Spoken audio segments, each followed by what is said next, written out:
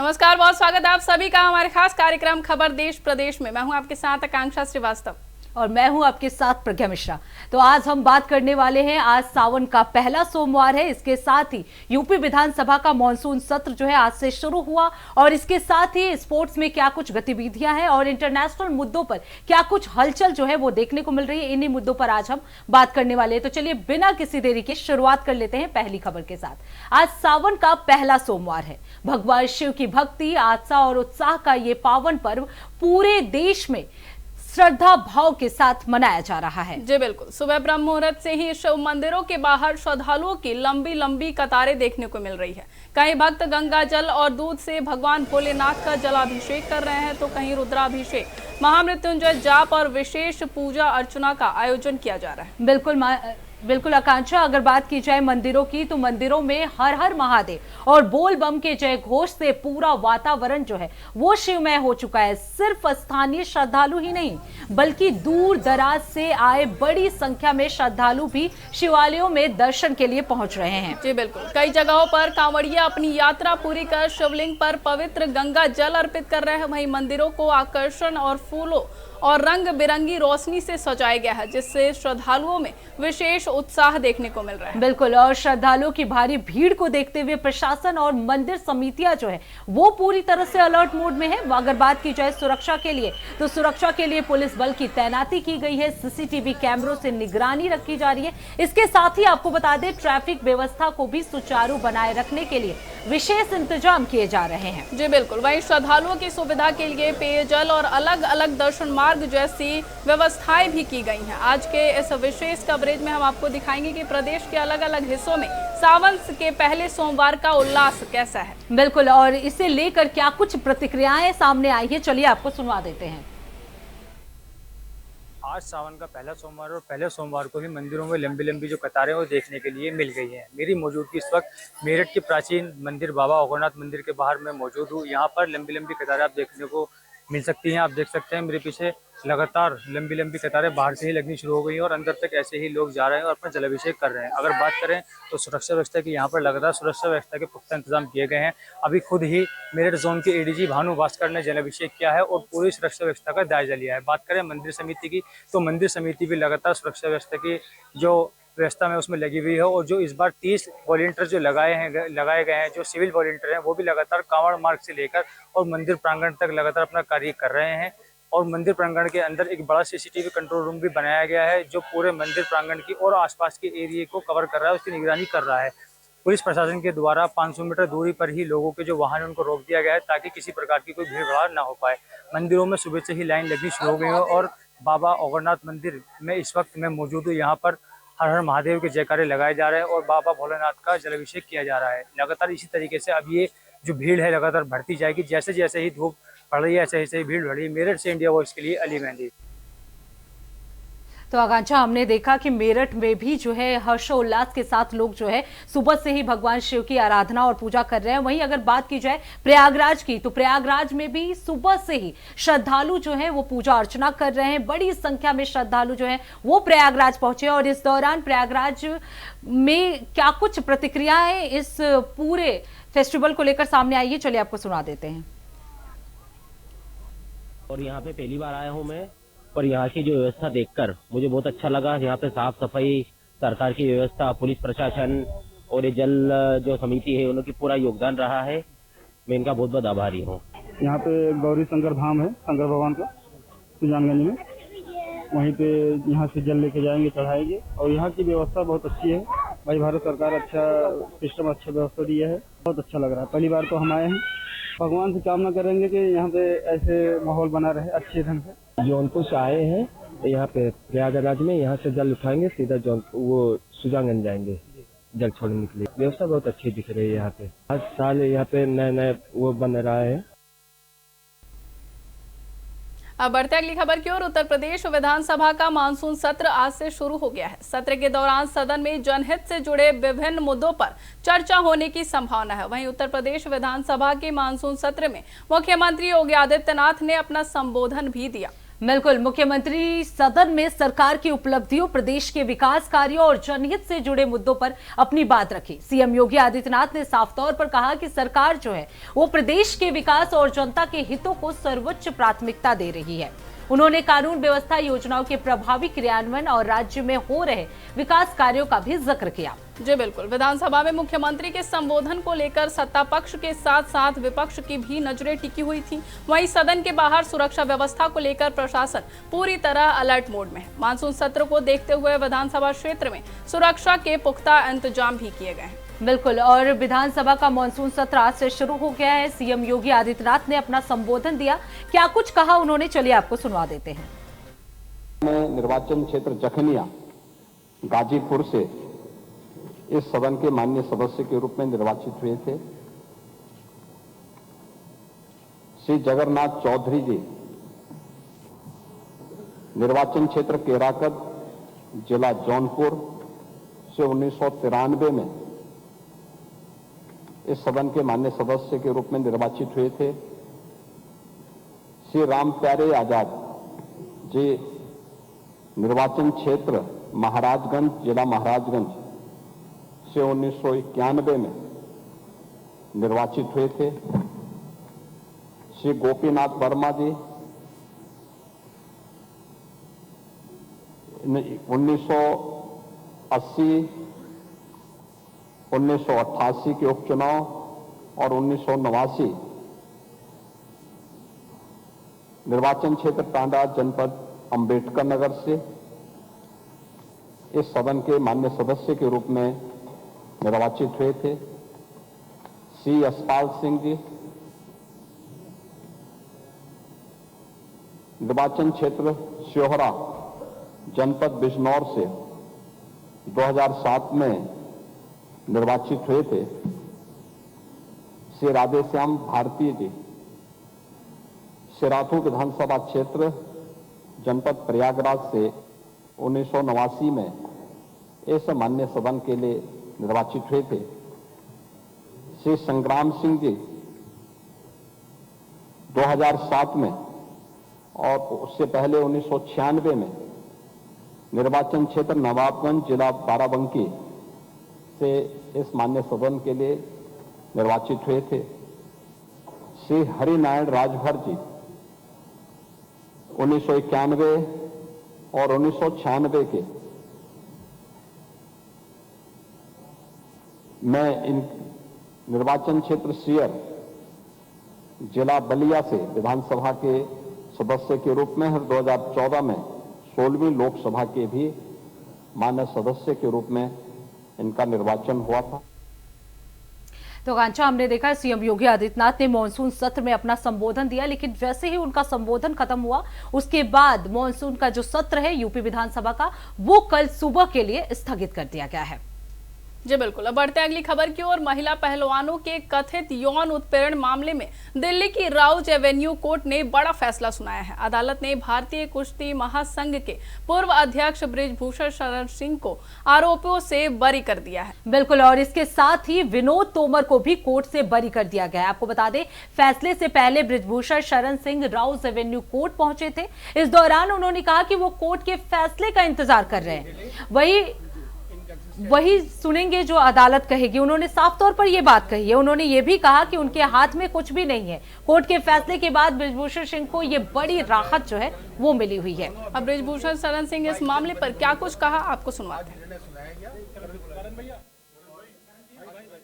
पहले कोर्ट ने ये कहा, ऑनरेबल जज साहब ने, कि बृजभूषण सिंह जी और विनोद तोमर, आप दोनों लोगों को बाइज्जत बरी किया जाता है।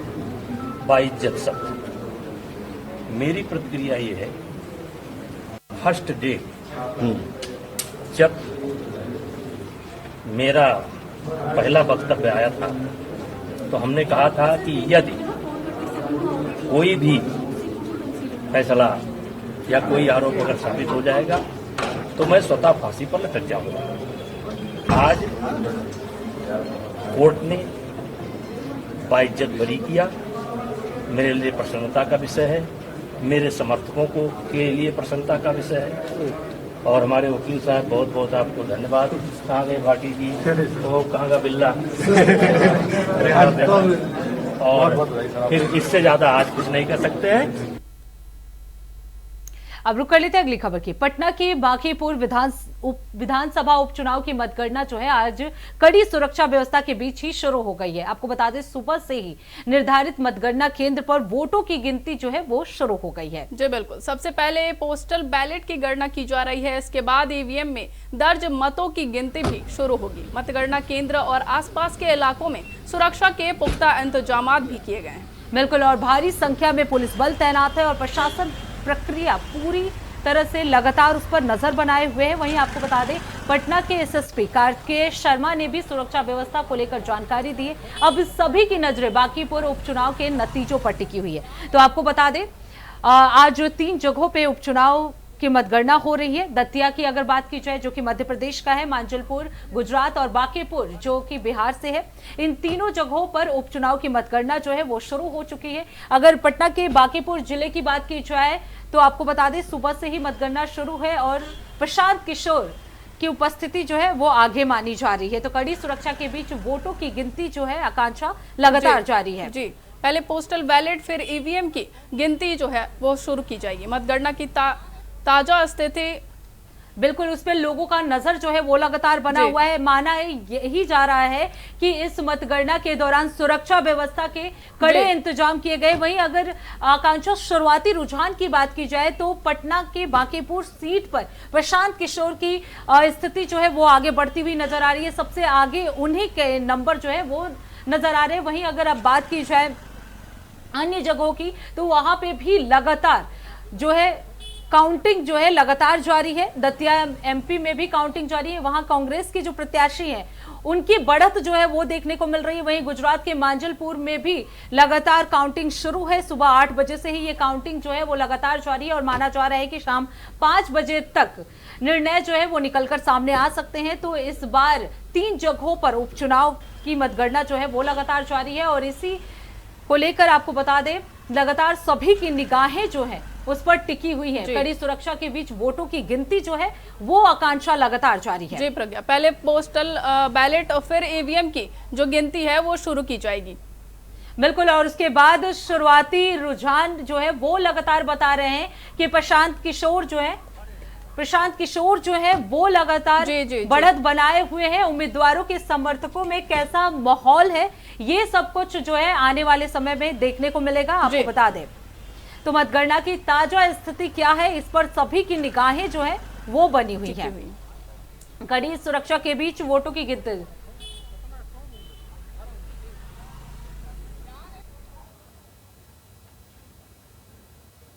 तीन जगहों पे उपचुनाव की मतगणना जो है वो लगातार जारी है। कड़ी सुरक्षा के बीच वोटों की गिनती जो है वो लगातार जारी है। उम्मीद यही लगाई जा रही है कि शाम तक जो है वो रुझान सामने आ सकते हैं। अब देखना होगा कि कौन सी पार्टी जो है इसमें बढ़त बनाती है। उत्तर प्रदेश में कांवड़ यात्रा पूरे उत्साह, आस्था और भक्ति के माहौल में जारी है। प्रयागराज से लेकर मुजफ्फरनगर तक शिव भक्तों का जोश देखते ही बन रहा है। जगह जगह कांवड़ियों का भव्य स्वागत भी किया जा रहा है। बिल्कुल, और मुजफ्फरनगर में श्रद्धालुओं पर फूलों की बारिश कर उनका अभिनंदन किया गया। वहीं यात्रा को सुरक्षित और सुचारू बनाए रखने के लिए पुलिस और प्रशासन पूरी तरह से मुस्तैद नजर आ रहा है। आपको बता दें प्रमुख मार्गों पर सुरक्षा के कड़े इंतजाम किए गए हैं, ट्रैफिक डायवर्जन किया गया है और साथ ही लगातार निगरानी व्यवस्था भी की गई है। जी बिल्कुल, वहीं कांवड़ यात्रियों का कहना है कि योगी सरकार की ओर से की गई व्यवस्थाओं से उन्हें काफी सुविधा मिल रही है। देखिए हमारी एक खास रिपोर्ट।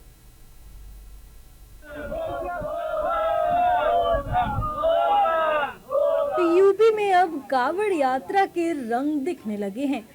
सड़कों से लेकर घाटों तक शिव भक्तों के बम बम भोले की गूंज है। यूपी सरकार की तैयारियां देखकर कांवड़ियों का जोश भी हाई हो गया है। वहीं पुलिस प्रशासन भी पूरी तरह से अलर्ट नजर आ रही है। इन दिनों प्रयागराज में कांवड़ियों का हुजूम देखने को मिल रहा है। दशाश्वमेध घाट पर बड़ी संख्या में शिव भक्त आ रहे हैं, पूजा पाठ कर रहे हैं और संगम से जल लेकर काशी के लिए रवाना हो रहे हैं।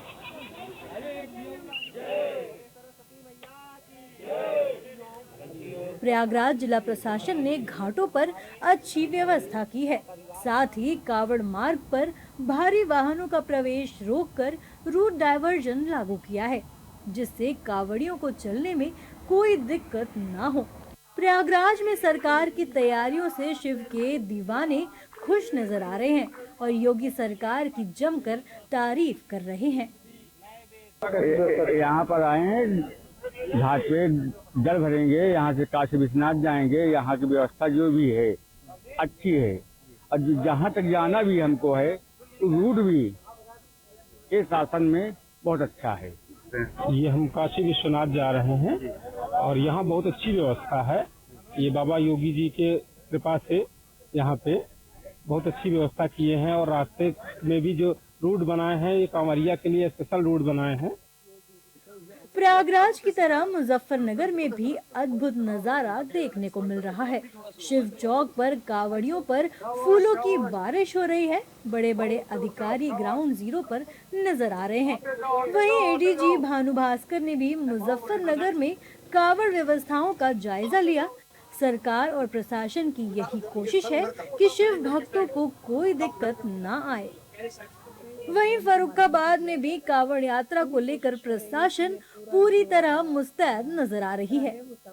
सभी को निर्देशित किया गया है, जो हमारे मुख्य घाट है जहां से जल उठान होगा वहां पर सभी व्यवस्थाएं सुचारू रूप से देखें, जहां पीने के पानी, शौचालय की व्यवस्था, लाइट की व्यवस्था, साथ ही साथ पूरे रूट की निगरानी सीसीटीवी कैमरे और ड्रोन के माध्यम से किया जा रहा है। पूरी कोशिश रहेगी कि ये पूरा जो यात्रा है वो सकुशल संपन्न हो। वहीं प्रतापगढ़ में कावड़ियों के लिए विशेष इंतजाम किए गए हैं। जिले में 20 हेल्प डेस्क बनाई गई है। 20 महत्वपूर्ण पॉइंट्स पर ये इंटीग्रेटेड चेक पोस्ट बनाए गए हैं। इन इंटीग्रेटेड चेक पोस्ट का उद्देश्य है कि यहाँ पर जो पुलिस विभाग के कर्मी के अलावा भी प्राथमिक उपचार की सुविधा भी उपलब्ध रहे और पूरे सावन मास के दौरान जो कावड़िए हैं उनकी कावड़ यात्रा का सुगम व सफल संचालन हो सके। कुलगाम हमले के बाद यूपी में हाई अलर्ट भी है। वहीं कावड़ यात्रा को लेकर पुलिस और भी ज्यादा सजग हो गई है और सभी विभाग आपस में कोऑर्डिनेशन के साथ तैयारियां कर चुके हैं और जो लास्ट मोमेंट पर जो ब्रीफिंग रिहर्सल्स हैं वो भी हम लोग कर रहे हैं और सभी तैयारियां हैं। हम आश्वस्त हैं कि पूरे पर्व को बहुत अच्छी तरीके से संपन्न करेंगे। कावड़ यात्रा को लेकर पुलिस प्रशासन पूरी तरह कमर कसे हुए है। वहीं शिव भक्तों को भी सरकार की तैयारियां पसंद आ रही हैं। अब जैसे जैसे सावन की शिवरात्रि करीब आएगी, सड़कों पर कावड़ियों की संख्या भी बढ़ती जाएगी। अब रुक कर लेते हैं अगली खबर की। दिल्ली में पूर्णिया से सांसद पप्पू यादव के सरकारी आवास पर उस समय हड़कंप मच गया जब प्रेस कॉन्फ्रेंस के दौरान उन पर हमले की कोशिश का आरोप सामने आया। जी बिल्कुल, बताया जा रहा है कि दो लोगों ने पहले चप्पल फेंकी और फिर धारदार हथियार से हमला करने का प्रयास भी किया। हालांकि मौके पर मौजूद लोगों ने दोनों आरोपियों को पकड़कर पुलिस के हवाले कर दिया। बिल्कुल, और घटना के बाद इलाके में कुछ देर अफरा तफरी का माहौल तो रहा, लेकिन पुलिस ने आरोपियों को हिरासत में लेकर जांच शुरू कर दी है। इसी पर बनी है हमारी ये खास रिपोर्ट, चलिए आपको दिखाते हैं। दिल्ली में पूर्णिया से सांसद पप्पू यादव के सरकारी आवास पर हमला हुआ। ये हमला तब हुआ जब सांसद पप्पू यादव प्रेस कॉन्फ्रेंस कर रहे थे। प्रेस कॉन्फ्रेंस के दौरान दो लोगों द्वारा चप्पल फेंकने और धारदार हथियार से हमला करने की कोशिश का आरोप लगाया गया है। घटना के बाद दोनों आरोपियों को पकड़कर पुलिस के हवाले कर दिया गया। कुछ देर तक वहां अफरा तफरी का माहौल बना रहा, जिसके बाद पुलिस ने मौके पर पहुंचकर आरोपियों को हिरासत में ले लिया। घटना के बाद पप्पू यादव ने कहा कि अगर आज जनता ना होती तो शायद हम मारे जाते। लोग राम मंदिर का चंदा खा गए और हमने नाटक करके दिखा दिया तो हमें मारने के लिए गुंडे आ रहे हैं। मैं तो जनता नहीं होती तो आज मरे हुए थे। हनुमान जी को नचाओ ठीक, गुड्डी में राम को पतंग उड़ाओ ठीक, 200 किलो चांदी एक पर सिंधी ने दिया काल नेमी संत को, वो गायब कर दो ठीक, रामायण सोना वाला किताब गायब कर दो ठीक, गिरी सारा संपत्ति बेच दे, मंदिर का चोरी कर दे ठीक। हमने जो गिरी थे उसी का रूपांतरण मैंने प्रदर्शन किया। हमारे नेता राहुल गांधी, प्रियंका गांधी और हमारे नेता अखिलेश यादव जी लगातार सारा विपक्ष देश के 100 करोड़ जनता के आस्था के मुद्दों को लेकर लड़ रहे हैं, सनातन के विचार की रक्षा के लिए लड़ रहे हैं, मंदिर की चोरी के लिए सवाल खड़ा कर रहे हैं। और हमने उसी हिस्से का एक तरीका मैंने देख किया। उसके लिए सारे गुंडे साधु जितने हैं सब कह रहे हैं 51 लाख में मार दो, 11 लाख में मार दो, जिंदा जला दो। वहीं घटना की जानकारी मिलते ही राजनीतिक प्रतिक्रियाओं का दौर शुरू हो गया है। विपक्षी दलों ने इस मामले को कानून व्यवस्था और जनप्रतिनिधियों की सुरक्षा से जोड़ते हुए केंद्र सरकार पर निशाना साधा और निष्पक्ष जांच की मांग की। सपा प्रमुख अखिलेश यादव ने लोकसभा स्पीकर ओम बिरला से इस मामले की जांच की मांग की है। अखिलेश यादव ने कहा है कि हिंसा हार के डर से जन्म लेती है। भाजपा हताश है, इसलिए देश के बच्चों के बाद अब सांसद तक पर प्राणघातक हमले करवा रही है। उनकी प्रेस कॉन्फ्रेंस में एक हमलावर के चाकू लेकर पहुंचने की घटना बेहद गंभीर मामला है और माननीय सांसद की सुरक्षा में लगे सरकारी महकमे की भारी चूक भी। जांच हो, जनप्रिय सांसद श्री पप्पू यादव जी की लोकप्रियता भाजपा पचा नहीं पा रही है, क्योंकि भाजपा अपने कुकृत्यों की वजह से हर तरह से बदनाम हो चुकी है। माननीय लोकसभा अध्यक्ष जी संज्ञान ले, श्री पप्पू यादव जी सदैव यूं ही सक्रिय रहें। आज जब प्रेस कॉन्फ्रेंस हो रही थी तो चाकू से हमले की बात आई, टेलीविजन में भी देखा, तो ठीक से जांच होनी चाहिए और पप्पू यादव को सुरक्षा दी जानी चाहिए। अमूमन बीजेपी विपक्ष को सुरक्षा देती नहीं, अपने लल्लू पंजू को भी सुरक्षा दे देती है। हालांकि बीजेपी नेताओं ने भी इस घटना की कड़ी निंदा की है। उनका कहना है कि किसी भी जनप्रतिनिधि पर हमला लोकतांत्रिक मूल्यों के खिलाफ है। बीजेपी ने दोषियों के खिलाफ सख्त कार्रवाई और पूरे मामले की निष्पक्ष जांच की बात कही है। घटना को लेकर बीजेपी नेताओं ने क्या कुछ कहा है, सुनिए। नहीं, किसी ने भी चप्पल फेंका हो किसी पर, यह उचित नहीं है। चप्पल फेंकना जनतंत्र में कहीं से उसकी इजाजत नहीं है। पप्पू यादव जी खुद ही जिस तरह से कर रहे हैं वह भी बिल्कुल आपत्तिजनक है। उनको नहीं वैसा करना चाहिए। किसी ने गुस्सा में ऐसा किया होगा चप्पल फेंकने का काम, लेकिन जिन्होंने भी चप्पल फेंका यह काम भी उचित है। Look, there is no place for aggressive politics. But if you attack Sanatan Dharma, if you condemn religious beliefs, obviously there's going to be a backlash. Nobody is propagating violence, but this attack on democracy and public representatives needs to be condemned unequivocally. But maybe Mr. Pappu Yadav should also think why he makes such kind of provocative statements that react in this particular way. फिलहाल police घटना की जांच में जुटी है और ये पता लगाने की कोशिश कर रही है कि हमला पूर्व नियोजित था या तत्काल उपजा विवाद। पप्पू यादव पर कथित हमले की इस घटना ने सुरक्षा व्यवस्था और राजनीतिक माहौल दोनों पर सवाल खड़े कर दिए हैं। अब सबकी नजर पुलिस जांच पर टिकी है, जिससे साफ हो सकेगा कि इस घटना के पीछे क्या वजह थी और इसमें शामिल लोगों के खिलाफ क्या कार्रवाई होती है। वहीं इस मुद्दे पर राजनीतिक बयानबाजी भी लगातार तेज होती जा रही है।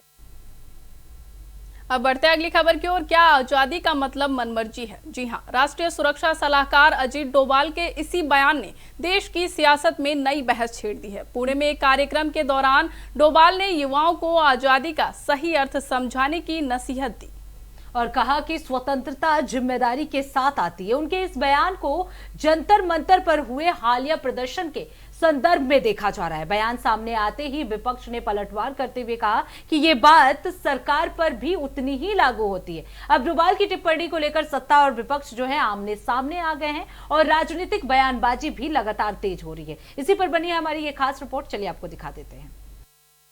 अजीत डोभाल का बयान चर्चा में है और उनके बयान पर सियासत भी जमकर हो रही है।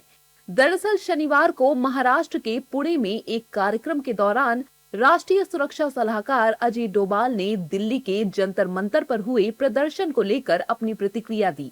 अजीत डोभाल ने युवाओं को सलाह देते हुए कहा कि आज की युवा पीढ़ी शायद ये मानती है कि भारत हमेशा से ऐसा ही था। संभव है कि युवा ये समझते हों कि स्वतंत्रता का मतलब मनमर्जी करना है, जबकि स्वतंत्रता का अर्थ ये नहीं था। विशेषकर जो हमारा युवा वर्ग है वो सोचता है शायद भारत हमेशा ऐसा ही था। जिसे हम स्वतंत्रता कहते हैं शायद उनको लगता है कि स्वतंत्रता केवल वह करने की जो आपकी इच्छा है। स्वतंत्रता ये नहीं थी। जिन लोगों ने स्वतंत्रता के लिए अपने प्राणों को न्यौछावर किया, जिन लोगों ने इसके लिए संघर्ष किया, जिन लोगों ने हमें इसका नेतृत्व दिया, लोकमान्य तिलक उसके सिरमौर थे।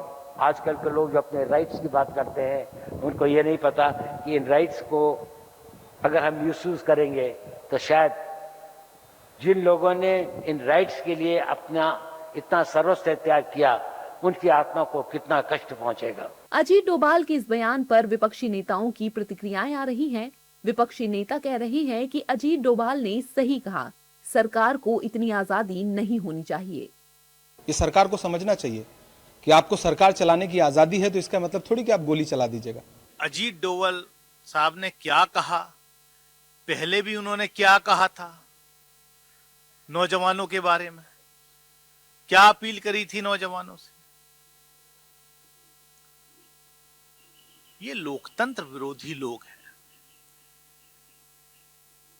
ये वो लोग हैं जिनको भाजपा और संघ ने सिर्फ गाली और डंडे की भाषा सिखाई है। ये हर चीज गाली, डंडे और गोली से ठीक करना चाहते हैं। जबकि बीजेपी अजीत डोभाल के बयान को एकदम सही कह रही है।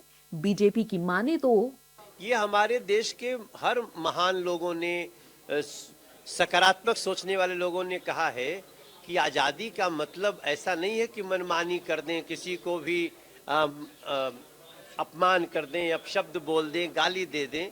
और ये देश बहुत समझदार है।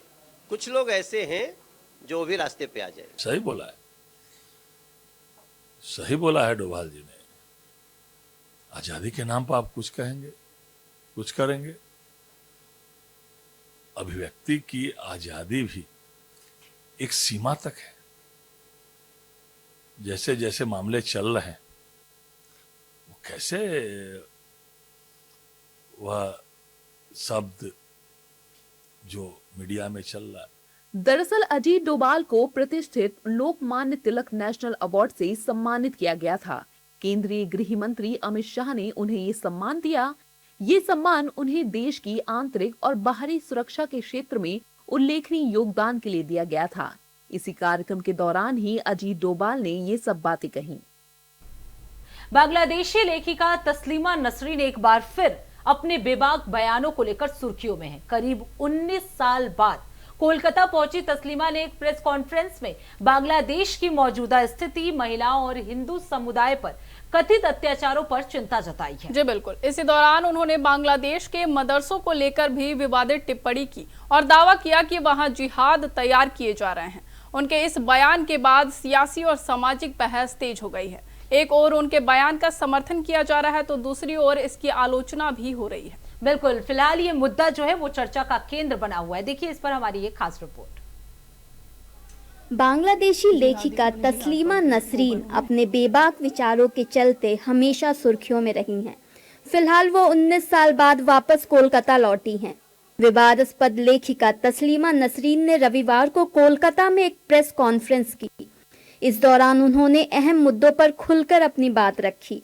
इस दौरान तस्लीमा ने बांग्लादेश में महिलाओं और हिंदुओं पर हो रहे अत्याचार के बारे में भी बताया। साथ ही उन्होंने ये भी बताया कि किस तरह जिहादी बनाने के लिए मदरसों का इस्तेमाल किया जा रहा है। तस्लीमा नसरीन ने क्या कुछ कहा है, सुनिए।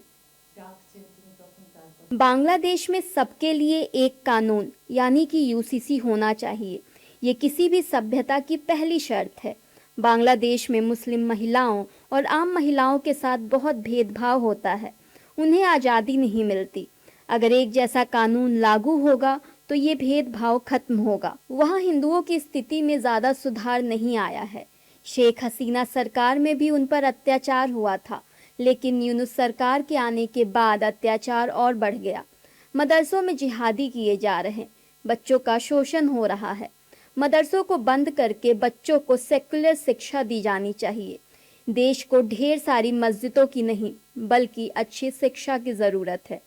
धर्म को राजनीति या राज्य से अलग रखा जाना चाहिए। तस्लीमा नसरीन के बयान एक बार फिर सुर्खियों में आ गए। नसरीन के बयानों ने देश की सियासत में पूरी तरह से हलचल मचा दी। विपक्षी दलों के नेताओं और मुस्लिम धर्म गुरुओं ने नसरीन के बयान पर कड़ी आपत्ति जताई। मुस्लिम नेताओं ने तो यहाँ तक कह दिया कि इन्हें देश में आना ही नहीं चाहिए। मुस्लिम धर्म ने नसरीन को निकाल दिया है। देखिए, तस्लीमा नसरीन एक ऐसी लेखक है जो हमेशा से विवादों में रही है और जिसने मोहम्मद साहब को लेकर और दीन की दूसरी बातों को लेकर जिस तरह की टिप्पणी की है, वो हमेशा वो जलावतन रही है, देश से बाहर रही है।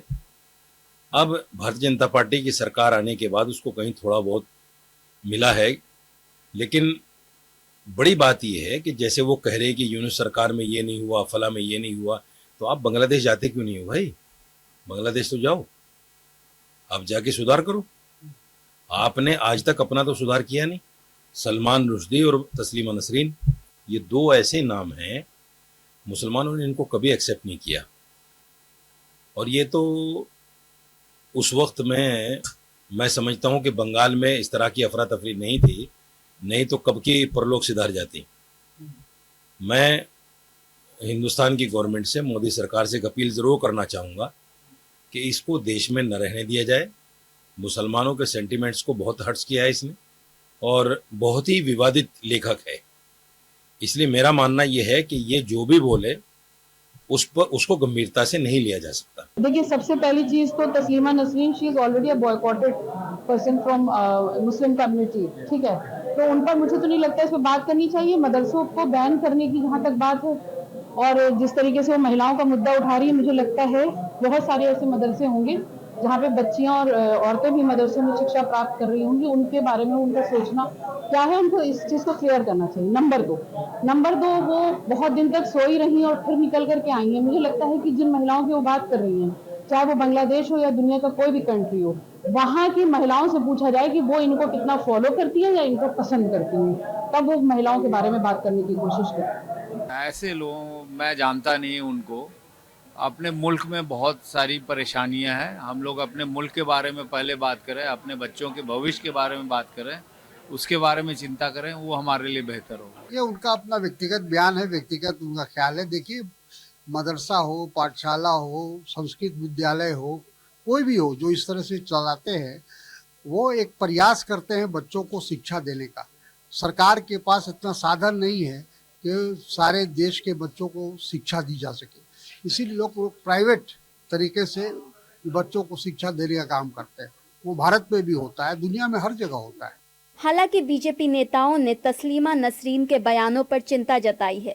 बीजेपी नेताओं ने बांग्लादेश में हो रहे हिंदुओं पर अत्याचार और मदरसों में जिहादी तैयार होने वाले नसरीन के बयान पर कहा कि मदरसा तो बांग्लादेश का हो या पाकिस्तान का हो या फिर भारत का, ये आतंकवाद पैदा करने की फैक्ट्री ही है। मदरसा बांग्लादेश का हो, चाहे पाकिस्तान का हो, चाहे भारत का हो, मदरसा तो वास्तव में अगर देखा जाए तो अघोषित तौर से आतंकवादियों को पैदा करने की फैक्ट्री। तस्लीमा नसरीन जी ने क्या बोले उसका हर बार टिप्पणी करना बीजेपी के लिए उचित नहीं। बांग्लादेश एक अलग राष्ट्र है जिसका नागरिक किसी समय शायद तस्लीमा नसरीन थी, अभी उसका सिटीजनशिप का स्थिति क्या है इसका बारे में हमारा कुछ जानकारी नहीं है। देखिए, बांग्लादेश एक वो माँ भारती का पवित्र भूभाग था जहाँ पर कभी माँ काली के जयकारे गुंजायमान होते थे, उसके रग रग में, उसके कण कण में, और व्यक्ति भक्ति और शक्ति के साथ वहाँ रहता था। लेकिन जैसे धर्मांतरण का जो बयार वहाँ पर चली, वहाँ जिहादियों की संख्या बढ़ी, धर्मांतरण बढ़ा और उसके बाद में हिंदू समाज की जनसंख्या कम हुई, अंततः देश का विभाजन हो गया।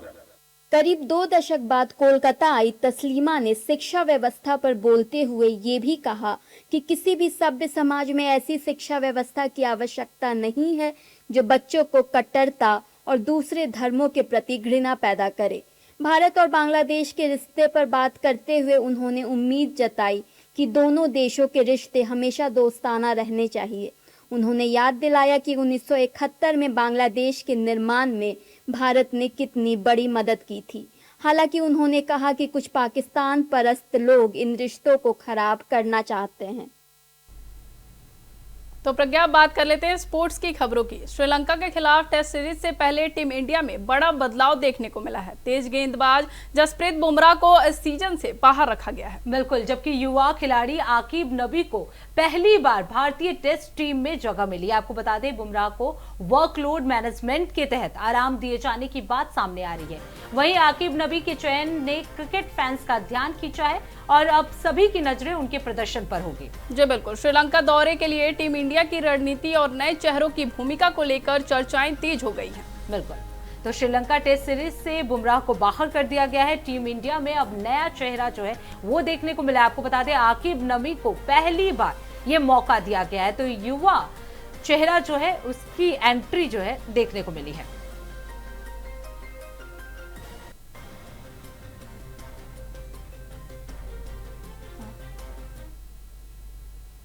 आकांक्षा, आप बात कर लेते हैं इंटरनेशनल अफेयर्स की। जी हां, पाकिस्तान के कब्जे वाले कश्मीर यानी पीओके से हालात बिगड़ने की खबरें सामने आ रही है, जहां जारी विरोध प्रदर्शनों के बीच पाकिस्तानी सेना की गंभीर कार्रवाई को लेकर सरकार भी गंभीर दावे कर रही है। जी बिल्कुल, रिपोर्ट्स के मुताबिक पिछले 4 दिनों में सेना की कार्रवाई में 50 से ज्यादा लोगों की मौत और सैकड़ों लोगों के घायल होने की बात कही जा रही है।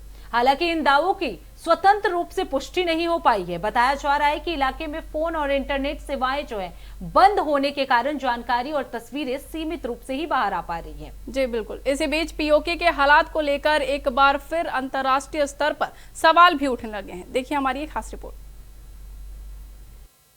पाकिस्तान के कब्जे वाले कश्मीर यानी पीओके में अशांति बढ़ती नजर आ रही है। पाकिस्तान की सेना यहां पर आंदोलन को दबाने का पूरा प्रयास कर रही है। पाकिस्तानी सेना के अत्याचारों से मौत का आंकड़ा पीओके में लगातार बढ़ता हुआ दिखाई दे रहा है। पीओके में पाकिस्तान की सेना द्वारा की गई हत्याओं के नए आंकड़े सामने आ गए हैं। पिछले 4 दिनों में पीओके में पाकिस्तानी सेना की क्रूर कार्रवाई में 50 से ज्यादा लोग मारे गए हैं और सैकड़ों घायल हुए हैं।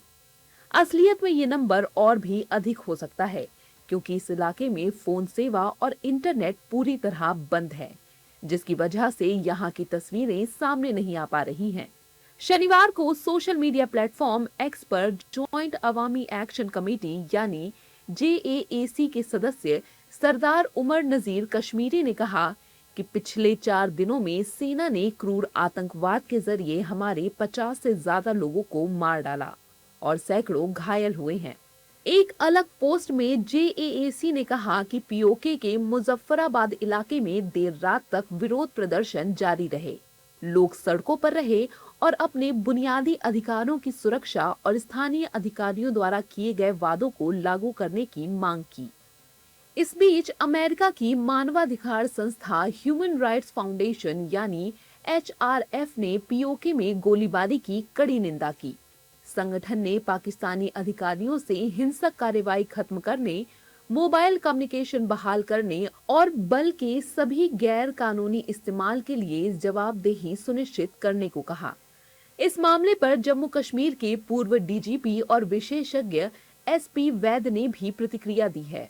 उन्होंने कहा कि पीओके में हालात बहुत ज्यादा खराब हैं। SP वैद ने कहा, पीओके में मौत का आंकड़ा 90 के करीब पहुंच गया है। पीओके में हालात बहुत गंभीर हैं और बहुत सारे लोग पाकिस्तान की फौज ने और वहाँ की जो रेंजर्स हैं उन्होंने काफ़ी लोगों को मार दिया है। सिविलियन कैजुअल्टी कोई 90 की फिगर देता है पिछले कुछ दिनों में, तो उससे पहले भी बहुत सारे लोग मारे गए थे। तो जिस तरह की पिक्चरें वहाँ से आ रही हैं तो वो दिखाता है पाकिस्तान की अंदरूनी हालात, चाहे वो बलोचिस्तान हो, KPK हो या पीओके हो। पीओके में तो ज़्यादा सिग्निफिकेंट इसलिए है कि पाकिस्तान का नैरेटिव कि आज़ाद कश्मीर और जुगलर बेन सब बकवासबाजी जो है उनकी ख़त्म हो गई, क्योंकि वहाँ के लोगों ने ही उनके खिलाफ मोर्चा खोल दिया है। बता दें कि united Kashmir People's national party यानी UKPNP के चेयरमैन सरदार शौकत अली कश्मीरी के नेतृत्व में एक डेलीगेशन ने न्यूयॉर्क में संयुक्त राष्ट्र के मुख्यालय में कई बैठकें की, ताकि UN के अधिकारियों को पीओके में पाकिस्तानी सेना द्वारा की गई क्रूरता के बारे में जानकारी दी जा सके। इन बैठकों के दौरान डेलीगेशन ने पीओके में बिगड़ते मानवाधिकार के हालात पर गहरी चिंता जताई। तो आज अपने खास कार्यक्रम में हमने बात की मॉनसून सेशन से लेकर सावन के पहले सोमवार में किस तरह से भक्तों का जो आस्था है वो देखने को मिला। इसके साथ ही आपको बता दें दतिया में उपचुनाव का जो मतगणना है वो लगातार जारी है और इंटरनेशनल अफेयर्स में क्या कुछ हलचल जो है वो उस पर हमने बात की। इसके साथ ही स्पोर्ट्स में क्या कुछ अपडेट जो है वो देखने को मिली। फिलहाल हमारे खास कार्यक्रम खबर देश प्रदेश में बस इतना ही। देश और दुनिया की तमाम खबरों के लिए देखते रहिए इंडिया वॉइस। नमस्कार।